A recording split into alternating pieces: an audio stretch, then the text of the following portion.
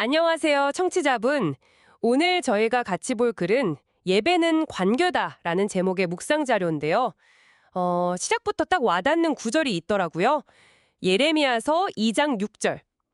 우리를 인도하신 주님은 어디에 계십니까? 하고 묻지도 않는구나. 이 질문 좀 날카롭죠?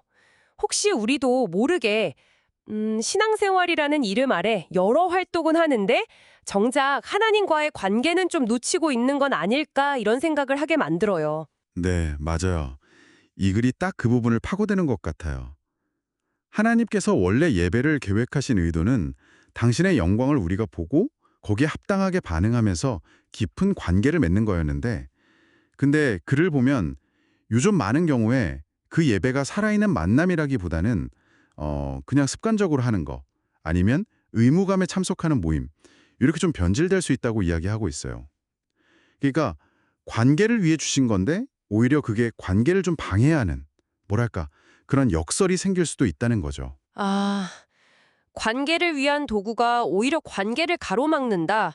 그거 참 흥미로운 지적이네요. 그럼 그 구체적인 예시들을 좀 더 볼까요? 그래서 첫 번째로 희생제사 제도를 말하는데요. 이게 원래는 백성들이 하나님께 사랑이나 감사를 표현하는 방법이었잖아요. 그렇죠. 구약 시대의 그 여러 제사 의식들, 뭐 동물을 바친다거나 하는 것들이요. 그게 다 하나님을 향한 마음의 표현이었는데, 근데 이 글은 그 본질이 어떻게 좀 달라질 수 있는지를 보여줘요. 어느새 이게 하나님과의 관계를 위한 진심 어린 표현이라기보다는 죄책감을 좀 덜려고 하거나 아니면 뭔가 복을 받으려고 하나님의 환심을 사려는, 약간 거래처럼 될 수 있다는 거죠. 아, 거래처럼요? 네. 마음은 빠지고 그냥 행위만 남는 상태가 되는 거죠. 음, 그러니까 원래 의도랑은 다르게 그냥 형식적인 행위나 어떤 대가를 바라는 것처럼 될 수 있다? 이런 말씀이시군요. 듣고 보니까 기도에 대해서도 좀 비슷한 맥락으로 이야기하는 것 같아요. 기도야말로 하나님하고 직접 대화하라고 주신 거잖아요. 네, 바로 그 점이에요.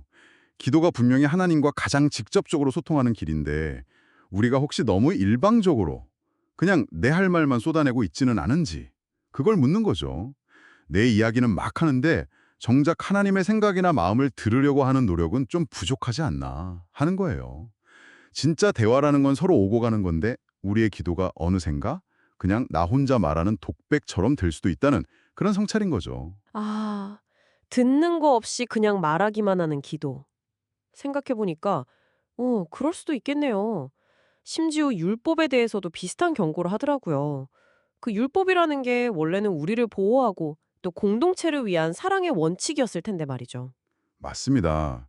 율법, 그러니까 하나님의 가르침이나 계명들은 우리를 좀 해로운 것에서 지켜주고 또 서로 사랑하면서 살도록 돕는 일종의 울타리 같은 거였죠.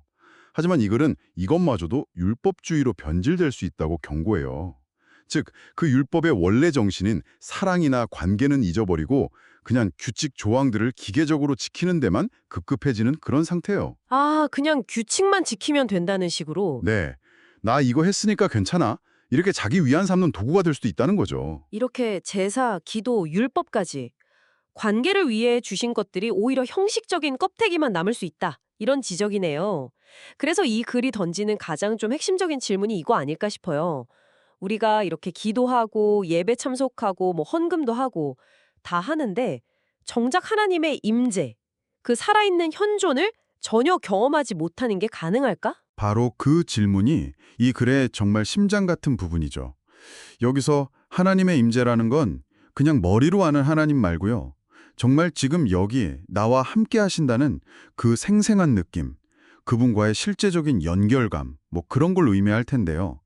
그런데 저자는 좀 슬프게도 많은 그리스도인들이 이 모든 종교 활동을 하면서도 정작 그런 하나님과의 친밀한 경험은 없이 살아가는 경우가 많다고 말해요. 겉으로는 바쁜데 속은? 네. 겉으로는 뭔가 열심히 신앙생활 하는 것 같은데 마음은 하나님과 좀 멀리 떨어져 있는 상태. 그게 가능하다는 거죠. 아, 듣고 보니 정말 좀 서늘한 이야기네요.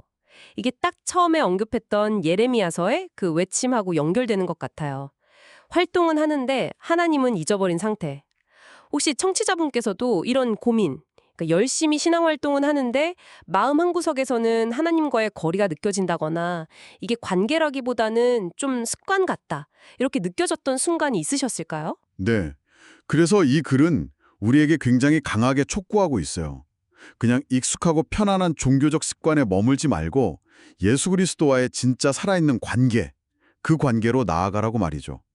단순히 어떤 행위를 하는 것, doing을 넘어서서 그 안에서 하나님을 실제로 경험하는 것, experiencing이 중요하다는 메시지입니다. 경험하는 것. 네, 결국 이 글의 핵심 주장은 진짜 예배는 어떤 퍼포먼스가 아니라 관계라는 거죠. 본질적으로. 그렇군요. 그럼 이 모든 이야기들이 청취자분께는 어떤 의미로 다가올 수 있을까요? 어쩌면 우리 모두 겉으로는 종교적인 활동에 열심을 내면서도 마음 깊은 곳에서는 하나님과의 그 연결, 그 관계를 갈망하고 있을지도 모르겠어요. 오늘 나눈 이야기들을 통해서 혹시 청취자분의 신앙 여정에서 단순히 행하는 단계를 넘어서 정말로 하나님을 경험하는 그 관계로 나아가기 위해서 오늘 당장 시도해 볼 수 있는 아주 작은 한 걸음은 뭐가 있을지 잠깐 생각해 보시는 시간을 가져보시면 어떨까 싶습니다.